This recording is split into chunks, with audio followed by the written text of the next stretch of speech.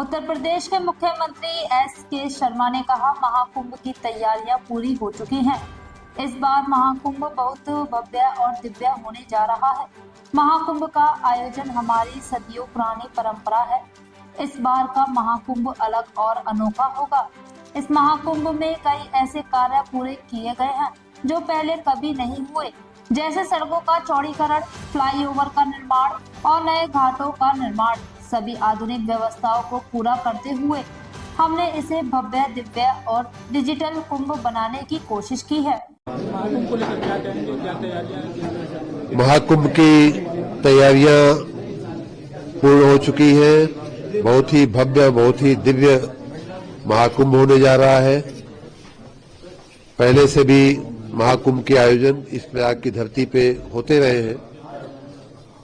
सदियों पुरानी ये परंपरा है महाकुंभ के आयोजन की, लेकिन इस बार का महाकुंभ सबसे अलग, सबसे अद्वितीय, सबसे अलौकिक होने वाला है। जो काम पहले के अर्धकुंभ या महाकुंभ के आयोजनों में नहीं हो सके थे, ऐसे अनेक काम इस बार के महाकुंभ के आयोजन में हुए हैं।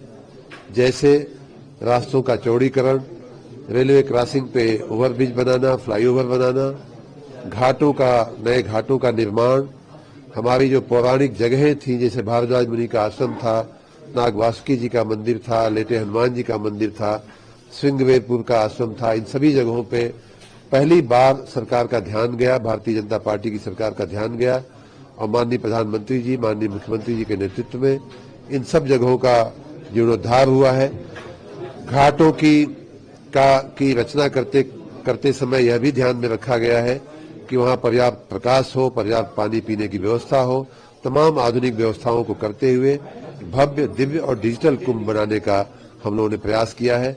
मैं आज कुंभ शुरू होने के एक दिन पहले सभी तीर्थयात्रियों का, सभी श्रद्धालुओं का इस धरती पे स्वागत करता हूँ। सब बड़ी श्रद्धालु आते हैं तो ऐसे में बहुत सारी भीड़ होती है, तो उनसे क्या अपील करेंगे?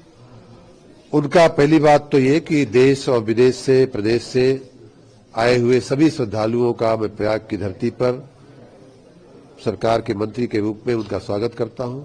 अपील ये है, पहली बात तो ये कि आप स्वयं सुरक्षित रहें, अपने आसपास ध्यान रखें, अपनी सुरक्षा का ध्यान रखें।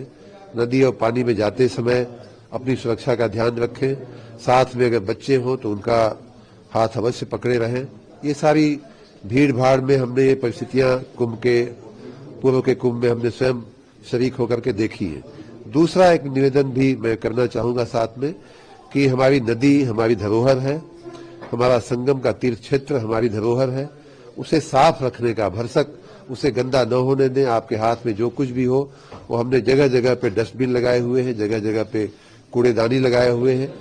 उसको निर्धारित जगह पे, निर्धारित कूड़ेदानी में ही फेंके तो हमारा घाट, हमारी नदी स्वच्छ रहेगी। नदी में जाते समय अपनी सुरक्षा का ध्यान रखें और नदी की सफाई का ध्यान रखें।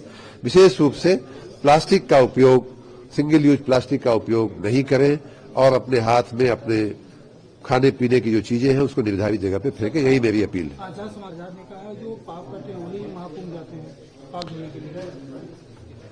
लंकापति जो रावण था, वो भी अपने को बहुत बड़ा ब्राह्मण, बहुत बड़ा ज्ञानी, बहुत बड़ा प्रतापी, बहुत बड़ा पुण्यशाली मानता था। हर पापी को कभी ये लगता नहीं है कि वो पाप कर रहा है। उसका हिसाब किताब तो कहीं और होता है। हिसाब किताब हर व्यक्ति का होता है, जिसने पाप किया, किसने पुण्य किया। लेकिन जो पाप करने वाला होता है उसको आभास नहीं होता है कि वो कुछ गलत कर रहा है। इस विषय पे हमारे ग्रंथों में, हमारे शास्त्रों में बहुत कुछ कहा गया है। सुमत कुमत सबके उर रही, वेद पुराण निगम अस काही। जहां सुमत तहां संपत्ति नाना, जहां कुमत तहां विपत्ति निदाना। तो ये सुमति और कुमति हर व्यक्ति के अंदर है, चाहे वो किसी भी पक्ष का हो, किसी भी पार्टी का हो, किसी भी देश का हो, किसी भी धरती का हो।